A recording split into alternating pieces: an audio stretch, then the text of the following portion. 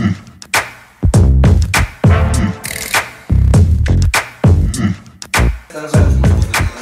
το άκουγα στην κούτα σε κάθε παιδί.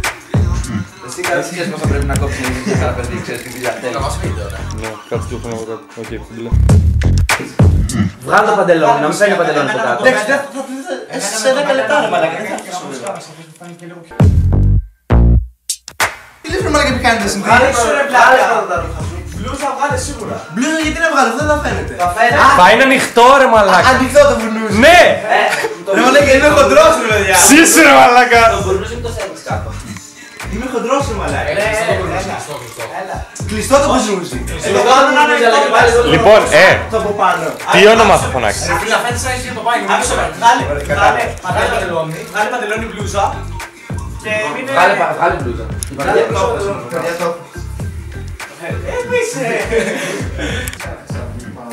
Ω, μαλάκα.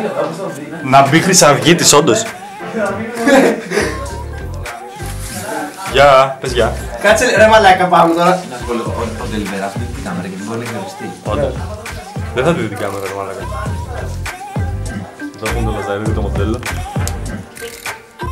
Παιδιά, κοιτάξτε πόσο απλό θα είναι το πράγμα. Έτσι, και δεν είναι κάπως έτσι οι γυναίκες. Ξέρει, Ρε, όχι, έτσι όπως έβγαινε εδώ σαν κοτσίδα κάτι ήταν ωραίο. Τι είναι αυτό το. Έλα, εντάξει, πάει. Κάτσε κάτι άλλο.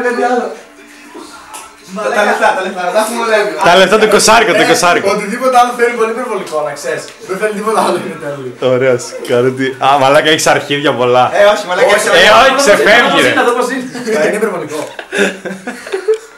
Ξεφεύγει πολύ. Έλα ρε μαλάκα. Καλό είναι ρε μαλάκα. Αφήστε τον έτσι ρε μαλάκα. Καρότι. Όχι ρε μαλάκα. Χωρίς γέλιο. Καλά Ρε μαλάκα, δεν μου την έδεσαι καλά την πετσέτα. Δεν το έχεις. Έλα, δες την, δες την. Έλα.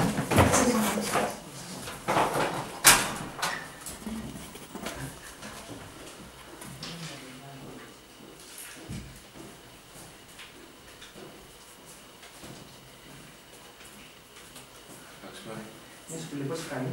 16 και 20. Όσο μ' αρέσει.